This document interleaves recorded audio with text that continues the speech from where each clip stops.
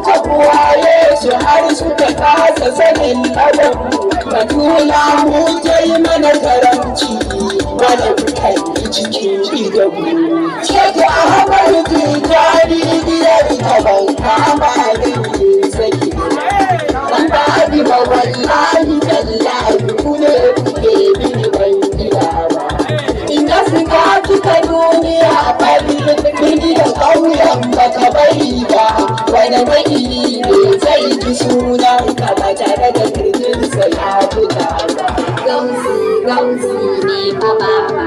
Na zo ne daga zawiyar shehu ya cino ko ba ku tina ba. Mai daɗi rashin kuke nan idan ba ku shiga ƙaramar kwana ba.